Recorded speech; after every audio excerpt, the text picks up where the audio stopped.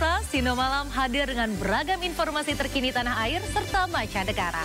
Bersama saya Raisa Nadia, inilah Sindo Malam selengkapnya.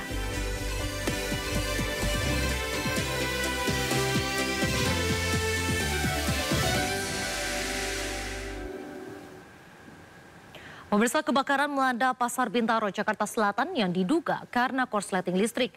Akibatnya 20 kios pedagang ludes dilalap api.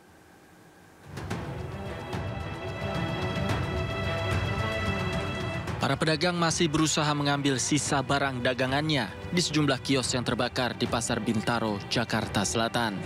Area kios yang terbakar dipasang garis polisi agar tidak ada warga yang masuk ke dalam kawasan tersebut. Kebakaran diduga terjadi akibat korsleting listrik pada salah satu kios penjual kendi. Total ada 20 kios yang ludes akibat terbakar. Kurang lebih ada 20 lebih. Kurang lebihnya ya 20 kios yang kebakar. Termasuk tukang ciki, tukang plastik, tukang telur, sebagian samping tukang sayur, stok. Untuk penyebabnya apa? Korsleting listrik. Nggak ada korban tapi ya Bang? Nggak ada. Polsek Pesanggerahan masih menyelidiki peristiwa ini untuk menentukan nilai kerugian. Dari Jakarta, Rizky Walufi, iNews melaporkan.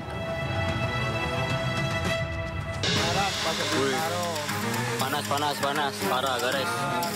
Panas banget. Wih, panas banget maul. Waduh, garis. Dari rekaman video amatir warga, terlihat jelas kobaran api membakar habis lapak-lapak pedagang di Pasar Bintaro Permai, Jakarta Selatan.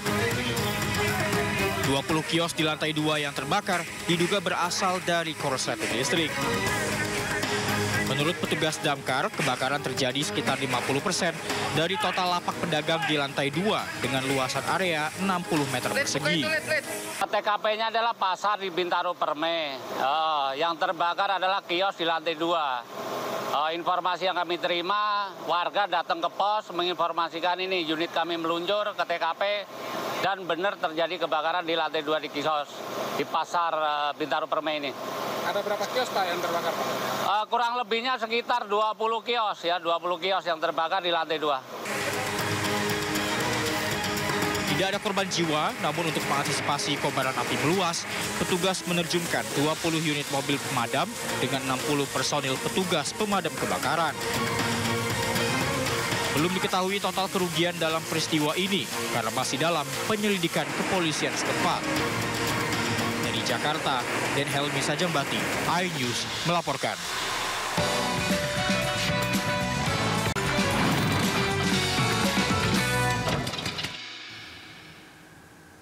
Pemirsa, arus balik pemudik kapal di Pelabuhan Bakauheni Lampung juga masih tinggi, namun berangsur kondusif. Puncak arus balik pemudik ke Pulau Jawa sudah terlewati pada Minggu malam.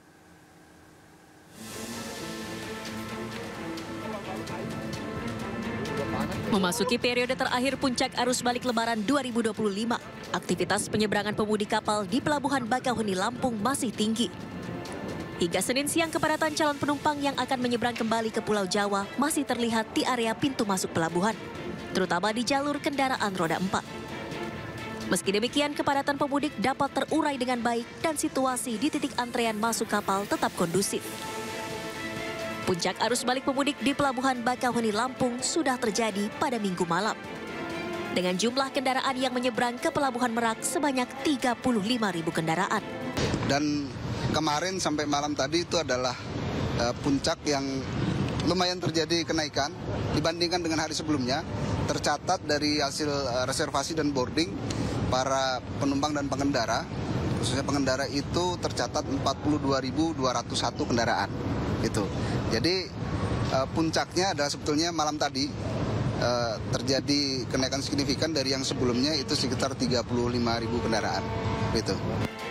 Karena situasi penyeberangan pemudik ke Pulau Jawa sudah berangsur kondusif, skema pengaturan yang tadinya diberlakukan seperti delaying system maupun buffer zone telah dihentikan. Dari Lampung Selatan, Lampung, Indra Setiabudi, Jenny Jasin, iNews melaporkan. 7 hari pasca Lebaran 2025, situasi arus balik pemudik kapal di Pelabuhan Bakauheni Lampung terpantau ramai lancar. Namun pihak ASDP mencatat sebanyak 336.000 penumpang dan juga 61.000 kendaraan belum diseberangkan kembali ke Pulau Jawa. Dan berikut laporan Reza Zanski serta juru kamera Sutrisno dari Pelabuhan Bakauheni Lampung. Pemirsa, 6 hari pasca Lebaran 2025, situasi arus balik di Pelabuhan Bakauheni terpantau ramai lancar. Sejatinya kepadatan terjadi pada sore seperti pukul 4 sore waktu Indonesia Barat, namun memasuki waktu malam ini kepadatan bisa terurai dengan baik dan masih masuk kategori normal dan ramai lancar.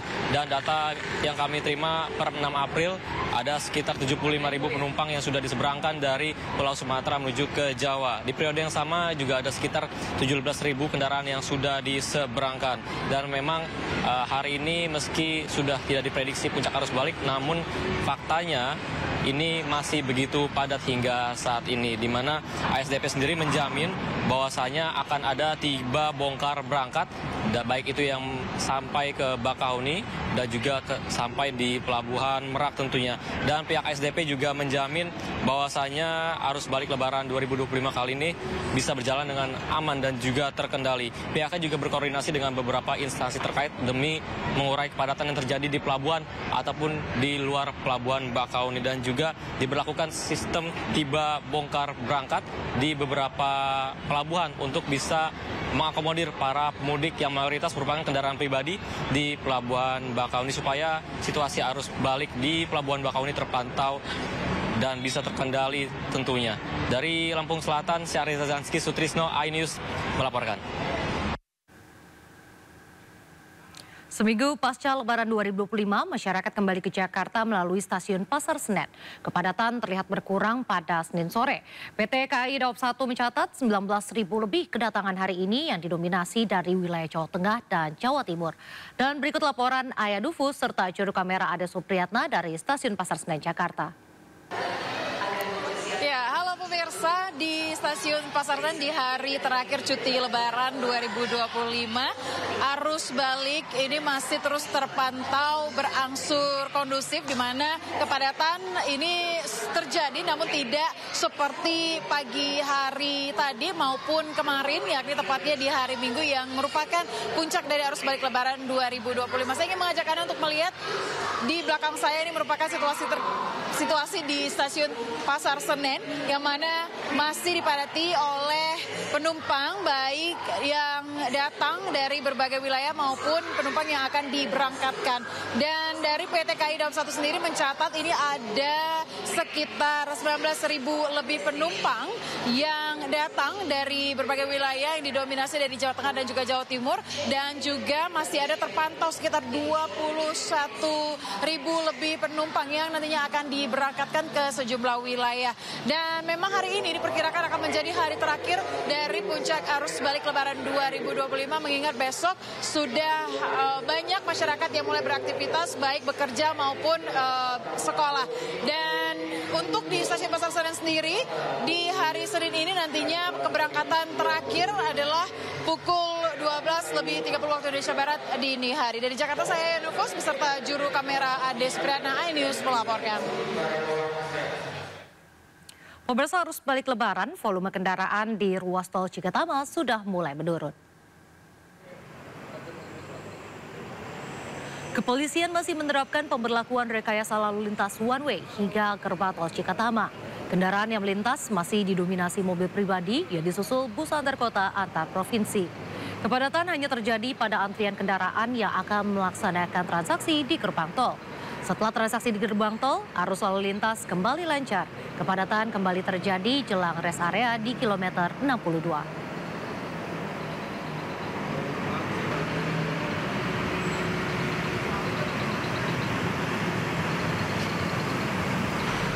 Kakor Lantas Polri, Irjen Pol Agus Suryo Nugroho mengatakan sekitar 1,6 juta kendaraan dari 2,2 juta kendaraan yang meninggalkan Jakarta pada arus mudik lalu sudah kembali ke Jakarta.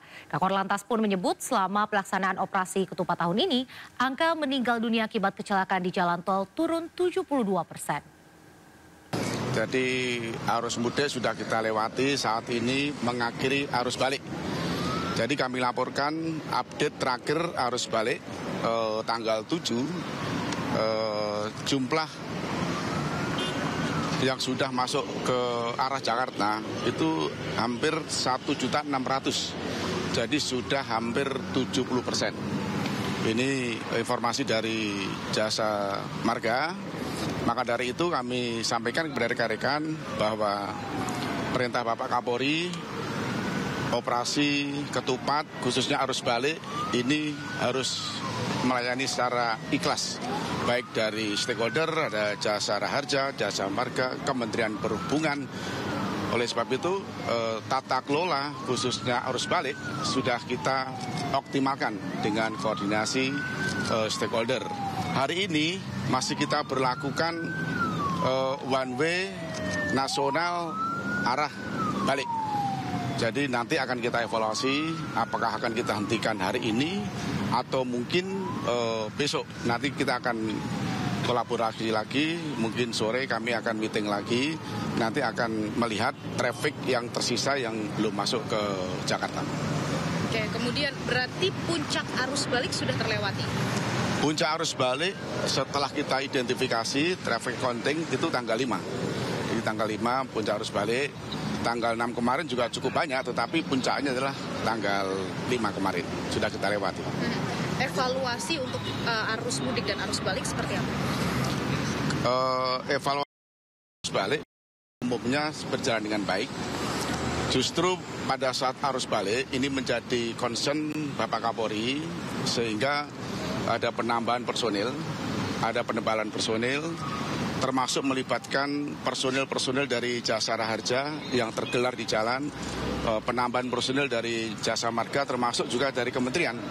Dalam rangka tentunya memaksimalkan mungkin kita melayani masyarakat. Sehingga meski terpantau lancar, pemudik yang melintas di ruas tol Palimanan Kanci diminta untuk dapat memanfaatkan waktu untuk beristirahat. Dan berikut laporan rekan Hendri Aprila serta juru kamera Andri Setiawan dari ruas tol Palikanci kilometer 208B. Dan pemirsa, H+7 pasca perayaan Hari Raya Idul Fitri 1446 Hijriah, para pemudik yang hendak kembali ke kawasan Jakarta ini sudah mulai terlihat.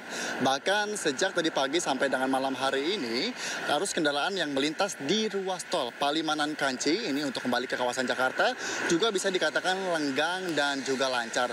Bahkan untuk saat ini pun pihak dari Jasa Marga dan juga pihak kepolisian pun juga telah menerapkan sistem one way yang sudah diberlakukan sejak tanggal 6 kemarin ini untuk one way nasional, yang kemudian ini masyarakat yang hendak kembali ke Jakarta tandanya sudah bisa dilalui dengan lancar dan juga normal. Bahkan untuk kendaraan yang melintas ini masih didominasi oleh kendaraan-kendaraan pribadi dengan plat B atau yang berasal dari Jakarta. Yang kemudian informasi lain yang dapat kami sampaikan dari pihak Jasa Marga pun menyampaikan untuk masyarakat bisa beristirahat terlebih dahulu jika merasa lelah untuk nantinya kembali ke Jakarta, karena kapasitas rest area kilometer 208B Palimanan Kanci hanya menampung sebanyak 300 sampai dengan 250 kendaraan saja dengan maksimum kendaraan selama 30 menit. Dan kemudian juga selain itu pihak Jasa Marga pun juga terus menghimbau untuk masyarakat yang hendak kembali ke kawasan Jakarta tentunya tetap memperhatikan kembali kondisi fisik dan kondisi kendaraan secara baik. Yang terpenting tidak berhenti di ruas-ruas jalan tol dan juga memastikan saldo e-tol tercukupi agar tidak terjadi ketersendatan kendaraan di ruas-ruas ataupun di gerbang tol utama. Yang kemudian ada jam-jam favorit yang bisa dilakukan untuk balik ke kawasan Jabodetabek, seperti halnya untuk di pagi hari pada pukul 7 sampai dengan pukul 11 pagi hari, kemudian untuk di malam hari pukul 21 sampai dengan pukul 23.00 waktu Indonesia Barat. Dari Cirebon, Jawa Barat, Hendri Afrila dengan juru kamera Andri Setiawan melaporkan. Arus lalu lintas di kawasan Lingkar Gentong masih terpantau ramai. Kepadatan terjadi di beberapa ruas jalan dan pemudik yang akan melintas diminta untuk tetap waspada dan berhati-hati. Berikut laporan rekan Hamzah Hasibuan serta juru kamera Muhammad Firmansyah. Ya pemirsa, kondisi arus lalu lintas di Jalan Raya Lingkar Gentong, Tasikmalaya, Jawa Barat ini terpantau ramai dengan sedikit adanya kepadatan. Hingga hari Minggu ini sudah ada sekitar 64.000 lebih kendaraan yang melintas dari arah Tasikmalaya menuju ke arah Bandung di Jalan Raya Lingkar Gentong, Jawa Barat.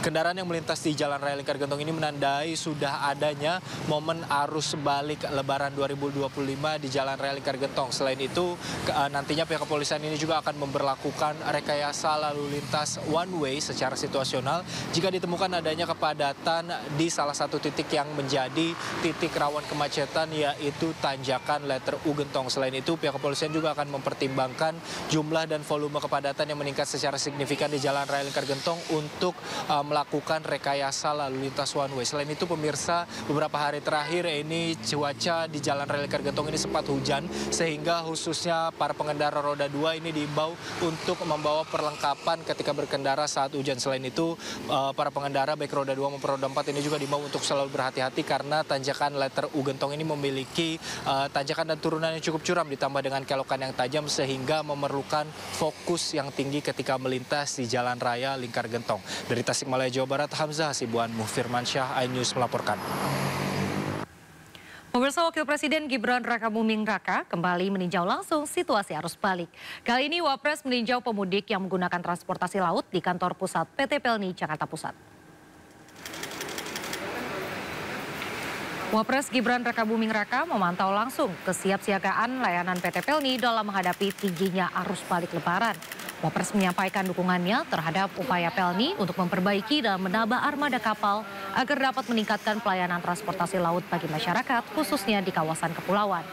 Pelni mencatat 85% dari prediksi 644.000 penumpang telah menggunakan jasa transportasi laut selama masa arus balik atau sekitar 580.000 penumpang. Pelni juga memprediksi arus balik berlangsung hingga Selasa besok.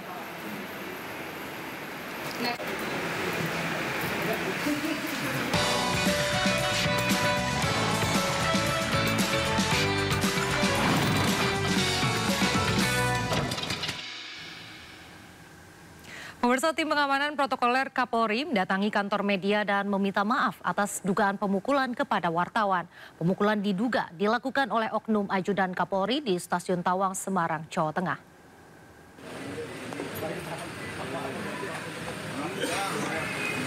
Tim pengamanan protokoler Kapolri, Ibda Endri Purwaseva, oknum yang diduga memukul wartawan, mendatangi kantor berita Antara di kota Semarang, Jawa Tengah. Kedatangannya untuk meminta maaf secara langsung atas insiden pemukulan ini. Permohonan maaf disampaikan usai pertemuan yang juga dihadiri Kabid Humas Polda Jawa Tengah, Kombes Pol Artanto, Direktur Pemberitaan LKBN Antara Irfan Junaidi, pewarta foto Antara Magna Zaezar yang diduga korban pemukulan. Atas insiden ini, Polri berjanji akan memberikan sanksi tegas kepada pelaku jika terbukti melanggar prosedur pengamanan dan pengawalan.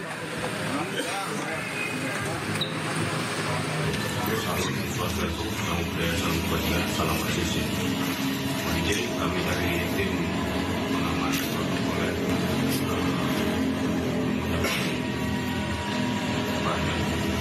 mengucapkan mohon maaf yang sebesar-besarnya atas kejadian di Stasiun Tawang dan rekan-rekan media.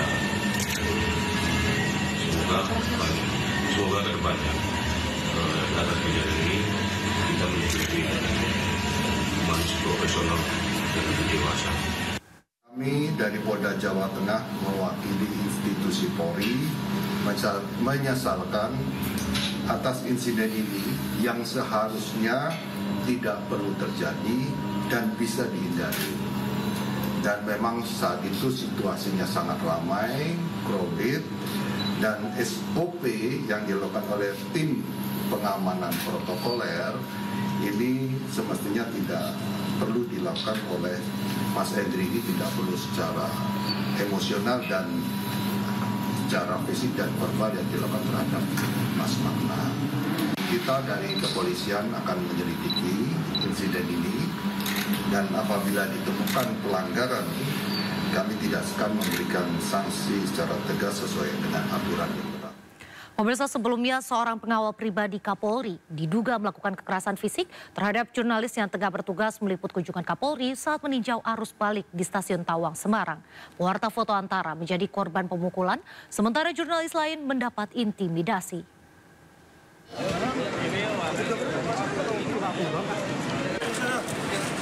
Suasana hangat berubah mencekam usai tim pengamanan Kapolri diduga melakukan intimidasi terhadap seorang jurnalis yang melakukan peliputan kegiatan Kapolri saat meninjau arus balik di Stasiun Tawang, Semarang, Sabtu petang lalu.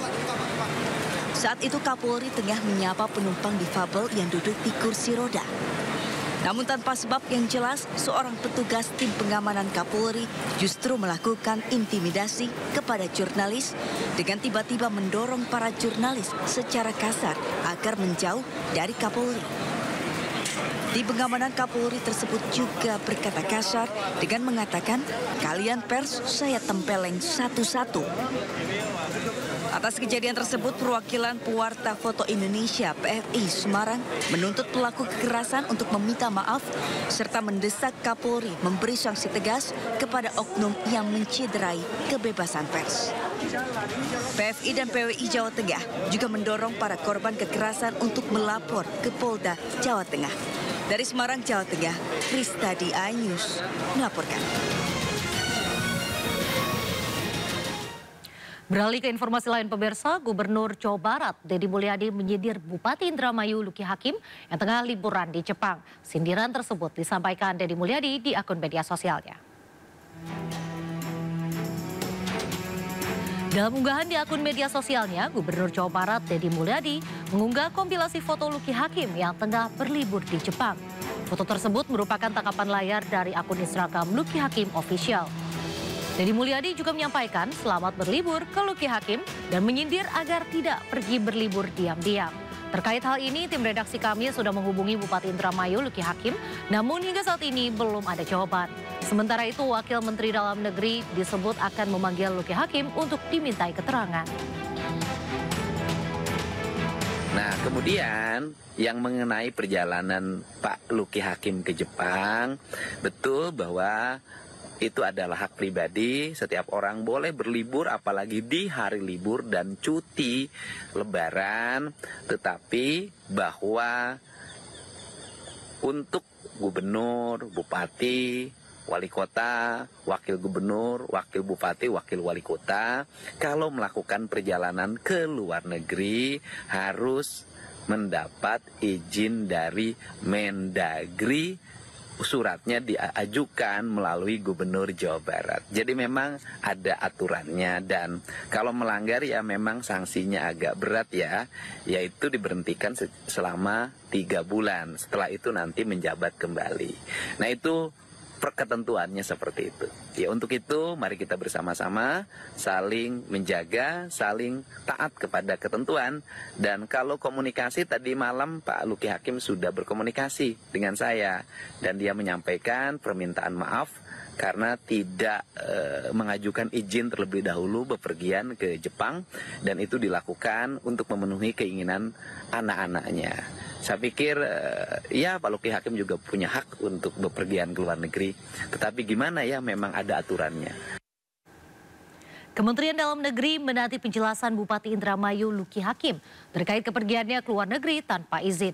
Jika terbukti melanggar aturan, Luki Hakim berpotensi mendapat sanksi berupa pemberhentian sementara dari posisi Bupati selama 3 bulan. Berikut cuplikan dialognya di program Ayu Sore bersama rekan saya Nadia Valeri. Kami sudah cek ke bagian fasilitas kerjasama Kemendagri, tidak ada ajuan untuk perjalanan dinas ke luar negeri dari Bupati Indramayu. Padahal semestinya Kepala Daerah itu mengajukan permohonan izin walaupun dalam masa-masa liburan dengan alasan apapun, semua Kepala Daerah tanpa terkecuali wajib mengajukan permohonan izin. Biasanya dilakukan 1 bulan sebelum perjalanan ke luar negeri. Baik, tapi untuk perizinan ini apakah biasanya akan langsung diizinkan atau ada urgensi tertentu untuk bisa diizinkan pergi ke luar negeri selama periode libur panjang ini, Mas Bima? Ya, tentu ada pertimbangan untuk memberikan izin atau tidak, begitu ya. Urgensinya seperti apa? Biasanya yang diizinkan itu kalau untuk berobat, untuk pendidikan gitu ya. untuk hal-hal yang darurat itu bisa. Ya, tetapi tentu kalau hanya berlibur akan ada pertimbangan lain, apalagi di masa-masa yang kami minta sebetulnya seluruh kepala daerah untuk mengawasi pelaksanaan mudik dan rangkaian tahapan-tahapan dari hari raya. Apalagi di beberapa daerah yang memang dikenal, identifikasi sebagai jalur lintasan mudik. Baik, tapi dari Kementerian Dalam Negeri sejauh ini apakah sudah berkomunikasi dengan Luki Hakim terkait alasan kepergiannya? Iya, Pak Bupati sudah menghubungi kami melalui WA dan dari situ kami menangkap kesan bahwa Pak Bupati ini belum paham tentang aturan yang ada karena walaupun beliau sempat menjadi wakil bupati ya, tetapi mungkin belum memahami sepenuhnya. Walaupun di acara retret itu Pak Menteri Dalam Negeri menjelaskan secara detail panjang lebar hal-hal yang tidak boleh dilakukan oleh kepala daerah dan hal-hal yang menjadi kewajiban kepala daerah berikut sanksi-sanksinya. Itu sudah dijelaskan yang mungkin terlewat oleh beliau ketika di retret. Pemirsa, politisi Ridwan Kamil mengaku siap menjalani tes DNA usai terseret kasus perselingkuhan dengan model majalah dewasa berinisial LM. Tujuannya untuk membuktikan klaim LM yang disebut-sebut memiliki anak dari Ridwan Kamil.